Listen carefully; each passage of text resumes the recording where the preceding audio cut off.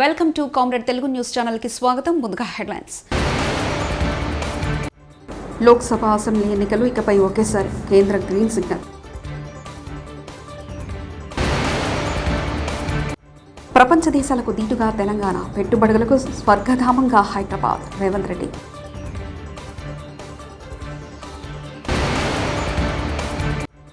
₹99 నాణ్యమైన మద్యం. AP cabinet కీలక నిర్ణయాలు.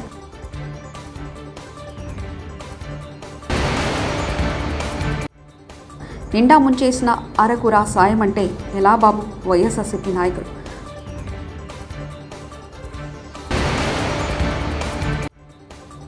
ఆయన స్క్రిప్ట్ ప్రకారమే త్రిట్ల పురాణం, హైడ్రా డ్రామాలు. బాల్కసుమన్.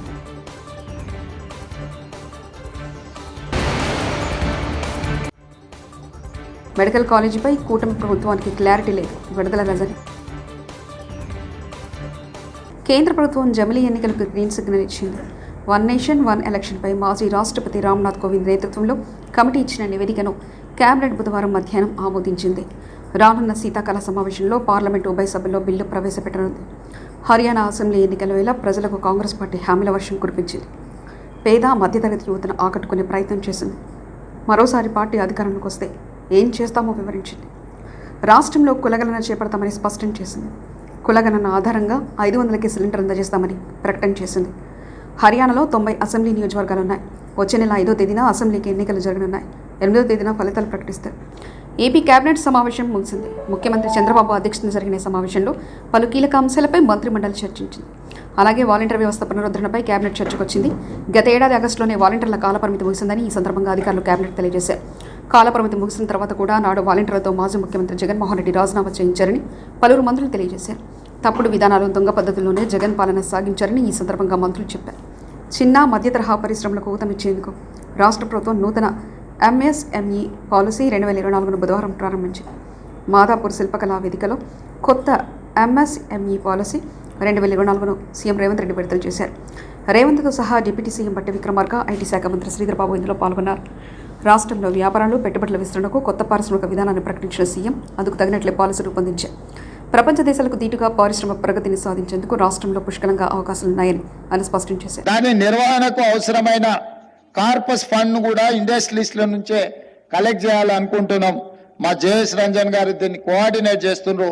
నాకు తెలిసి రేపు ఈవినింగ్ ఆనంద్ మహేంద్రతో ఏర్పాటు చేసిన ఈ పారిశ్రామికవేత్తలతో ఒక చిన్న గెట్ టుగెదర్ మినిమం 300 నుంచి 500 కోట్ల రూపాయల పరిశ్రమలు ఈ యూనివర్సిటీని నిర్వహించడానికి ఇవ్వడానికి ముందుకు వచ్చి ఒక కార్పస్ ఫండ్ క్రియేట్ చేసి బడ్జెట్ కన్స్ట్రెయిన్స్ లేకుండా, ఆర్థిక ఇబ్బందులు లేకుండా యూనివర్సిటీని నిర్వహించడమే కాకుండా గ్రామీణ ప్రాంతాలలో ఉన్న చదువుకున్న నిరుద్యోగ యువకులకు శిక్షణ ఇవ్వడం ద్వారా ఉద్యోగ ఉపాధి అవకాశాలు కల్పించడానికి ఈ ప్రభుత్వం విధి విధానాలను ఖరారు చేసింది. ముందుకొచ్చిన పారిశ్రామికవేత్తలందరూ కూడా ఆనంద్ మహేంద్ర లాంటి వ్యక్తులకు తెలంగాణ రాష్ట్ర ప్రభుత్వం తరఫున కృతజ్ఞతలు తెలియజేస్తున్నాం. ఇది రాజకీయ ప్రయోజనం కోసం కాదు. ప్రతి సంవత్సరం 1,00,000 మంది ఇంజనీరింగ్ గ్రాడ్యుయేట్స్ బయటకు వస్తే చాలా మంది ఇంజనీరింగ్ చదువుకున్న ఉద్యోగం రావడం లేదంటూ ఉద్యోగాలు ఇప్పించమని వాళ్ళ తల్లిదండ్రులు మా దగ్గరకు వస్తారు. 15,000, 20,000 కూడా 15,000 అయినా సరే సార్ మా పిల్లోడికి ఉద్యోగం ఇప్పించండి అంటారు. ఇంజనీరింగ్ గ్రాడ్యుయేట్ ఇంత తక్కువ శాలరీకి ఎందుకు పనిచేస్తుండో? ఏదైనా కన్స్ట్రక్షన్ కంపెనీ సైడ్ కొంచెం ఫీల్డ్ ఎక్స్పీరియన్స్ ఉండి ప్రాక్టికల్ గా అనుభవం ఉన్న వాళ్ళని చూస్తే 40-50 వేలకు తక్కువ కాకుండా ఎవరు రావడం లేదు. తెలంగాణ 1 ట్రిలియన్ ఎకానమీ చేయాలని రేవంత్ రెడ్డి ఆలోచన. మంత్రి శ్రీధర్బాబు. ఆలోచన, మా అందరి ఆలోచన. మన రాష్ట్రం, కేంద్ర ప్రభుత్వం ఈరోజు లక్ష్యంగా 5 ట్రిలియన్ల ఎకానమీ చేయాలి ఈ భారతదేశాన్ని ఆలోచన చేస్తా ఉన్న తరుణంలో మన రాష్ట్రం మీ అందరి సహకారం వల్ల, ప్రత్యేకించి ఎంఎస్ఎంఈస్ ప్రధానమైన భాగస్వామ్యంతో 1 ట్రిలియన్ ఎకానమీ ఖచ్చితంగా చేసి తీరాలని. తెలంగాణలో దరిద్రపు పాలన నడుస్తుందంటూ మాజీ ఎమ్మెల్యే బాల్కసుమన్ వ్యాఖ్యలు చేశారు. బుధవారం మీడియాతో మాట్లాడుతూ ఇచ్చిన హామీలు చర్చకు రావద్దని రేవంత్ రెడ్డి డైవర్షన్ పాలిటిక్స్ చేస్తున్నారని మండిపడ్డారు. సునీల్ కనుగోలు స్క్రిప్ట్ ప్రకారమే తిట్ల పురాణం, హైడ్రా డ్రామాలంటూ విచ్చుకుపడ్డారు. ఇందిరమ్మ రాజ్యంలో అవినీతి కుటుంబ పాలన దందాలు నడుస్తున్నాయన్నారు. గ్యారెంటీల పేరు మీద, తర్వాత ఈ మేనిఫెస్టో దీంట్లో ఉన్నటువంటి 420 హామీల పేరిట వీళ్ళు తెలంగాణ ప్రజల్ని ఆనాడు ఓట్లాడడం జరిగింది. అదేవిధంగా తెలంగాణ యువతకు సంబంధించి ఒక జాబ్ క్యాలెండర్ కూడా రిలీజ్ చేసి సంవత్సర కాలంలోనే 2 లక్షల ఉద్యోగాలు భర్తీ చేస్తామని చెప్పి ఈ జాబ్ క్యాలెండర్ను విడుదల చేసి అట్టహాసంగా ఈ పేరు మీద ఓట్లాడడం జరిగింది. సో ఈ 6 గ్యారంటీల్లో వాళ్ళ ఆనాడు చెప్పింది ఏంది, ప్రతి మహిళకు ప్రతి నెల 2500 ఇస్తాం, 500 రూపాయలకే గ్యాస్ సిలిండర్ ఇస్తాం, ఆర్టీసీ బస్సుల్లో ఉచితంగా మహిళలకు ప్రయాణ సౌకర్యం కల్పిస్తామని చెప్పారు. మంగళగిరిలోని సీకే కన్వెన్షన్లో ఎన్డీఏ శాసనసభాపక్ష సమావేశం ప్రారంభమైంది. కూటమి ఎమ్మెల్యేలు మంత్రులతో సీఎం చంద్రబాబు భేటీ అయ్యారు. ఏపీలో కూటమి ప్రభుత్వం ఏర్పడి 100 రోజులు పూర్తయిన సందర్భంగా శాసనసభలతో సీఎం చర్చలు జరపనున్నారు. ఈ 100 రోజుల పరిపాలనపై రివ్యూ నిర్వహించి భవిష్యత్తు కార్యాచరణపై సూచనలు చేయనున్నారు. ఆ రోజుల్లో ఎంత భయంకరమైన పరిస్థితులు అంటే, నన్ను అరెస్ట్ చేసిన రోజున పవన్ కళ్యాణ్ గారు హైదరాబాద్ నుంచి ఇక్కడికి రావాలంటే ఫ్లైట్ క్యాన్సిల్ చేశారు. ఎంత పట్టుదల ఉంటుందంటే, ఫ్లైట్ మీరు క్యాన్సిల్ చేస్తే నేను పోలేనా అని చెప్పి నేరుగా బై రోడ్డు వచ్చాడు. రోడ్లో వస్తే నందిగామలో మొత్తం రోడ్డు అంతా బ్లాక్ చేసి పక్కన తిరిగినా రానియకుండా చేస్తే రోడ్డు మీదనే పడుకొని ధర్నా చేశాడు. మామూలుగా సినిమా వాళ్ళు ఇవన్నీ చేయరు. సినిమా వాళ్ళు ఏదైనా చేస్తే షూటింగ్లో చేస్తారు తప్ప నిజ జీవితంలో చేయరు. అలాంటి నిజ జీవితంలో పోరాట యోధుడిగా నిలబడ్డటువంటి మిత్రుడు పవన్ కళ్యాణ్ గారు.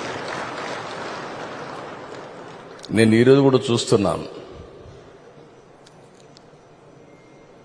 మనోహర్ గారి ఆధ్వర్యంలో వాళ్ళు చెప్పింది వింటే భయం వేసింది. అందులో మరి ఒకరు చెప్పింది, నా పొలంలో నీ ముఖం ఎందుకు, నా తల్లిదండ్రులు ఇచ్చిన ఆస్తి, నా తాతలు ఇచ్చిన ఆస్తిలో మీ ముఖం ఏంటి, ఇందులో మా తల్లిదండ్రుల స్వార్జితం, వాళ్ళ కష్టార్జితం, ఈ ముఖ్యమంత్రి ఫోటో ఏంటి, పొలాల్లో సరిహద్దు రాయిల్లో మీ ముఖాలు ఏంటి, ఇది ఎటు వెళ్ళిపోతుంది, మీరు ఎవరేం చేయరా అని చెప్పి వాళ్ళు నన్ను నిలదీస్తే నేను చెప్పాను, నేను సాధ్యమైనంత చేస్తాను, తీసేస్తామని చెప్పాను. ఆ రోజు అది విశ్వాసమే, నమ్మకమే.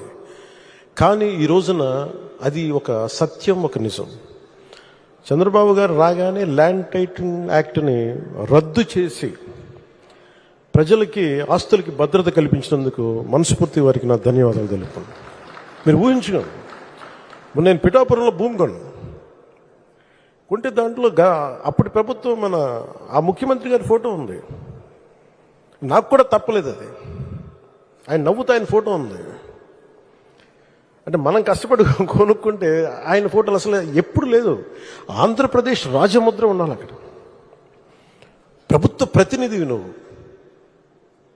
అలాంటి రాజముద్రని తీసేసి, ఆంధ్రప్రదేశ్ రాజముద్రని తీసేసి వ్యక్తి ఫోటో పెట్టుకున్నా అంటే అది ఎంత ఒక విచిత్రమైన ఆలోచన విధానం అది.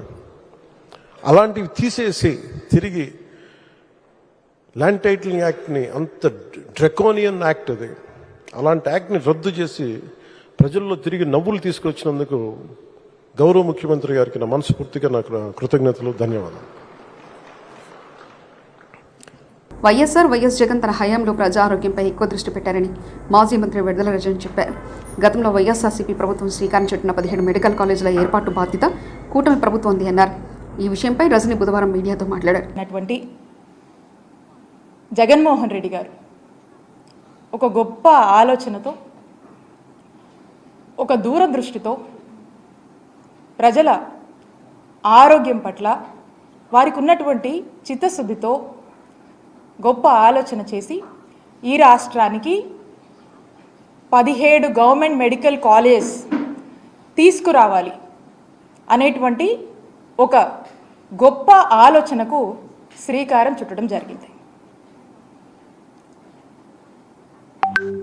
ఈ మెడికల్ కాలేజ్ రావటం వల్ల పేద ప్రజలకు మెరుగైన ఆరోగ్యం, నాణ్యమైన ఆరోగ్య సేవలు, ఉచితమైన ఆరోగ్యం మన రాష్ట్రంలో ఇవ్వచ్చు అనేటువంటి ఆలోచనకు మరి జగన్మోహన్ రెడ్డి గారు అడుగులు వేయటం జరిగింది.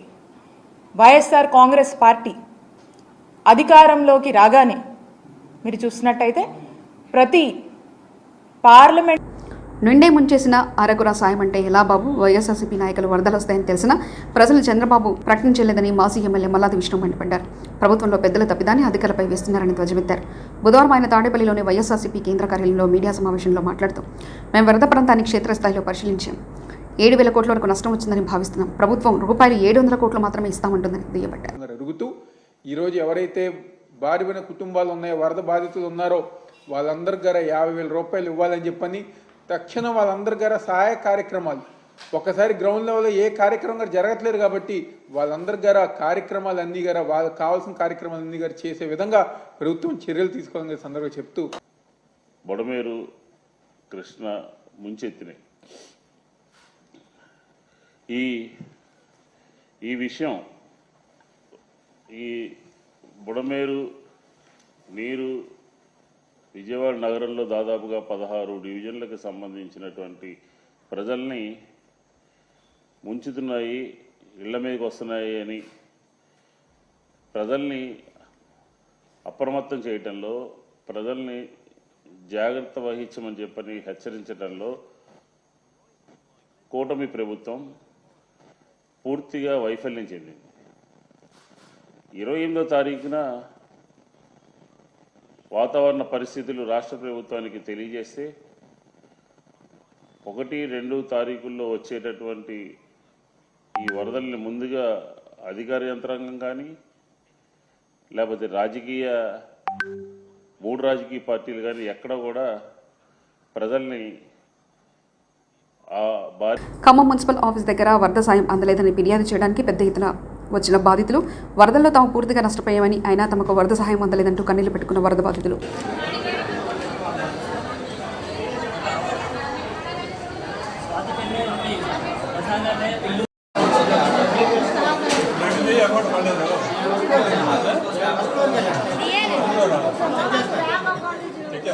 ధూమపానం మంచిది కాదని టీవీలో చెప్పినట్లు రేవంత్ రెడ్డి మాట్లాడే ముందు ఆయన స్పీచ్లు చిన్నపిల్లలు దూరంగా ఉండాలని INPA వాళ్ళు చెప్పిన తర్వాత ఆయనతో మాట్లాడిస్తే బాగుంటుందంటూ బీఆర్ఎస్ నేత రాకేష్ రెడ్డి వ్యాఖ్యానించారు. మామూలుగా టీవీలో smoking is injurious to health అని ప్రకటన వస్తూ ఉంటుంది, టొబాకో కాజెస్ క్యాన్సర్ అని ప్రకటన వస్తూ ఉంటుంది. అట్లనే ముఖ్యమంత్రి రేవంత్ రెడ్డి గారు మాట్లాడే ముందు అయితే INPR వాళ్ళు కానీ లేకపోతే DPRO కానీ Revanth Reddy's speeches are only for adults and not for children. Revanth Reddy's language is injurious and dangerous to Telangana society అని చెప్పి ఆయనతో రేవంత్ రెడ్డి గారితో మాట్లాడిపిస్తే బాగుంటుంది. ట్యాంక్ బండిపై బుధవారం మధ్యాహ్నం కూడా నిమజ్జనాలు కొనసాగుతున్న నేపథ్యంలో పరిసర ప్రాంతాల్లో ట్రాఫిక్ ఆంక్షలు కొనసాగుతున్నాయి. నిమజ్జనానికి వచ్చే వినాయకులలో ఎక్కడికక్కడ రద్దీ నెలకొంది. ట్యాంక్ బండ్ చుట్టూ కిలోమీటర్ల మేర వాహనాలు నిలిచిపోయి దీంతో ఆయా మార్గాల్లో వెళ్లే వాహనాలకు ట్రాఫిక్ పోలీసులు అనుమతించకపోవడంతో వాహనదారులు ప్రయాణికులు ఇబ్బందులు పడుతున్నారు. రాణిగంజ్ నుండి ట్యాంక్ బండ్పైకి వచ్చే వాహనాలు అనుమతించకపోవడంతో lower tank bund, Kavadiguda, Narayanaguda, Himayat Nagar, liberty తదితర ప్రాంతాల్లో ట్రాఫిక్ జామ్ ఏర్పడుతుంది. ట్రాఫిక్ పోలీసుల ప్రత్యామ్నాయ మార్గాల్లో వాహనాలను పంపిస్తున్నప్పటికీ వాహనదారులు పోలీసులతో వాగ్వాదానికి దిగుతున్నారు. కరెంటు కోసం కాడిళ్లుగా మారిన రైతులు, భారీ వర్షానికి కూలిన ట్రాన్స్ఫార్మర్ను పట్టించుకుని విద్యుత్ అధికారులు, ఎండుతున్న పంటలను కాపాడు కోసం రైతులు అవస్థలు పడుతున్నారు. మహబూబాబాద్లో గత 15 రోజుల క్రితం కురిసిన వర్షాలకు మరిపేడ మండలం రాంపూర్ గ్రామంలో కాలిపోయిన ట్రాన్స్ఫార్మర్లు, కాలిపై 15 రోజులు అవుతున్నా పట్టించుకున్న విద్యుత్ అధికారులు, ఎన్నిసార్లు అధికారులకు మొరపెట్టుకున్నా పట్టించుకోవడం లేదంటూ స్వయంగా ట్రాన్స్ఫార్మర్ని ఎడ్ల బండిపై తరలించిన రైతులు.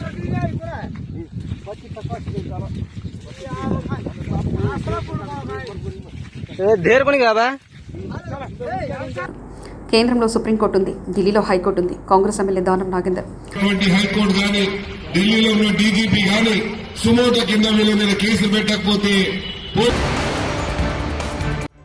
లోక్సభ, అసెంబ్లీ ఎన్నికలు ఇకపై ఒకేసారి కేంద్ర గ్రీన్ సిగ్నల్.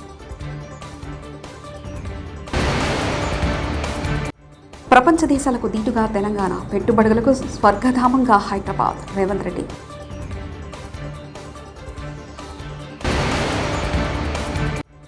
₹99 నాణ్యమైన మద్యం. ఏపీ కేబినెట్ కీలక నిర్ణయాలు.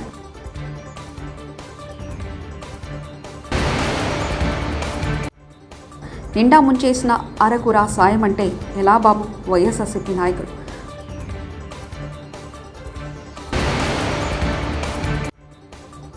ఆయన స్క్రిప్ట్ ప్రకారమే త్రిట్ల పురాణం, హైడ్రా డ్రామాలు. బాల్క సుమన్.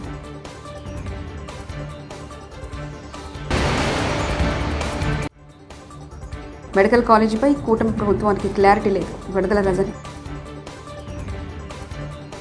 ఇవి బులెటిన్ విశేషాలు. చూస్తూనే ఉండండి కామ్రేడ్ తెలుగు న్యూస్ ఛానల్ ప్రతినిధి ఒంటేరు రమేష్ చంద్ర పరకాల.